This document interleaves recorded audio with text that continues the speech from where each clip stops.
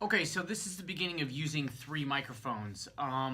So in this section, I'm actually going to start to use a little bit of compression, maybe some EQ on the different mics, because I want you to start to hear what can be done with a lot of minimal miking. And of course, sometimes, compression can play a big role in that. Down the line, I'll get into explaining how I use it. But right now, I'm going to start to use it on some of these examples. I may mention it, but I'm not going to explain yet, in particular how I'm using it. All right, in this first example for 3 microphones, it's going to be a set of stereo rooms and a bass drum mic. So the stereo rooms are Coles 4038s. I will have compression on those, and then my FET 47 in front of the bass drum, probably about a foot to a foot and a half off. The great thing about this setup is it's really great for obviously a roomy sound, because we're using room mics and we're getting a lot of ambience from the space that the drums are in. So we're picking up a lot of room. The Coles are, again, they're figure 8 microphones, so they're picking up sound from the front and from the back. That's how figure 8s work. This setup in particular is cool because the low end we can augment with the bass drum mic. So we're really going for really a roomy sound, but we're helping, maybe it needs to push through the mix a little bit with some other instruments going on, but we have a little bit of control with the bass drum. As you may know, the famous track When the Levee Breaks by Led Zeppelin was recorded with 2 microphones. This can be a lot of that sound, yet for maybe a more modern purpose, we're adding a little bit of low end with that. So that's really how I like to use this. It's a really cool sound. I'm going to give you 2 examples with 2 different snares and 2 different tempos. The first one is a lower snare, kind of a Bonham type, medium to low 6.5-inch drum, and a slow tempo, so it's wide open, you really hear the bass drum. And the second is a pretty high cranked 3x13 snare, and the tempo is faster.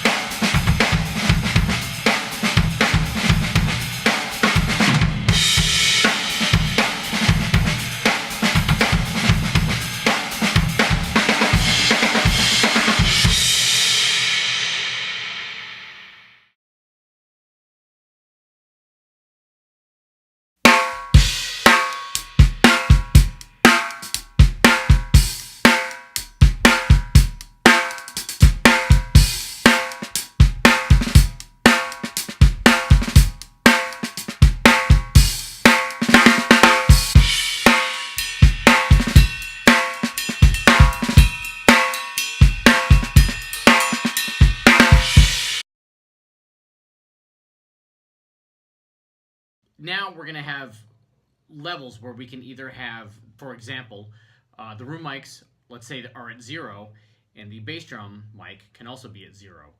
or the bass drum could be at -5 dB or -10, or vice versa. Bass drum could be at 0, room mics lower. So we begin to be able to get this kind of interplay between the mics. You're going to start to understand how these mics can be utilized, especially minimal miking, in these fashions. Also, with this setup, you can control the character of the sound that you're getting according to the room that you're in. Maybe you have a room with wood floors or wood walls. Maybe you have a stone room. Maybe you have a very dry room. And these are going to really change the character of your drum sound because you're primarily capturing what's happening inside your room.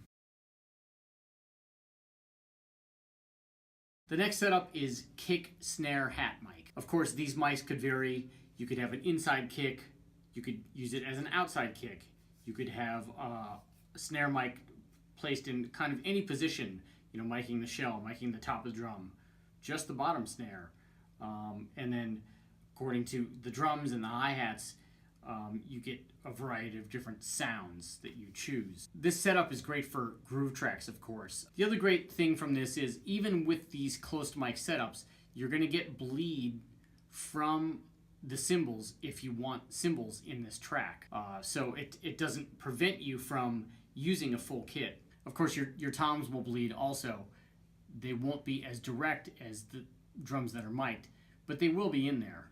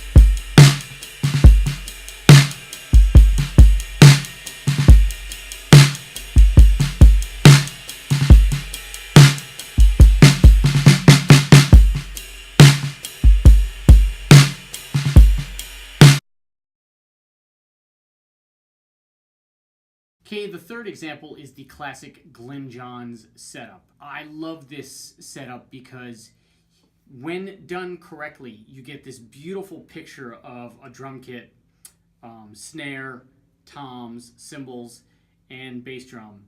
And of course you have to play very in balance to use this setup. You can't hit your cymbals too hard.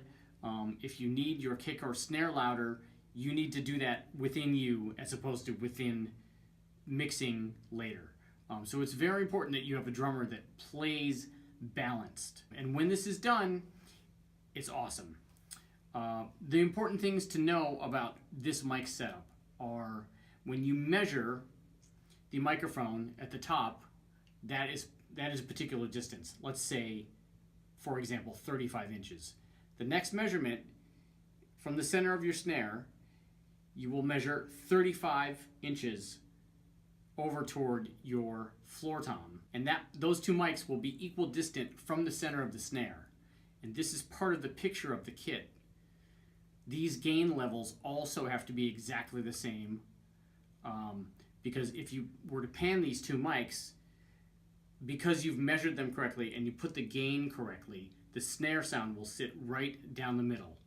So you will notice if the mics are off or the gains are off, the snare sound will sit to one side or the other according to whatever's wrong. You're also going to want to take this exact measurement, for example, 35 inches, and measure the bass drum. In this case, you should have no phasing issues, and this will be a picture-perfect sound. You can run these three mics exactly in mono in your panning down the middle, or you can pan these two mics hard left and right, or maybe halfway left and right, and it's going to give you a beautiful picture anyway. So this doesn't give you a lot of control later on, but if you have the right kind of track that has some space in it, this is a really awesome way to use three microphones and get a really incredible drum sound.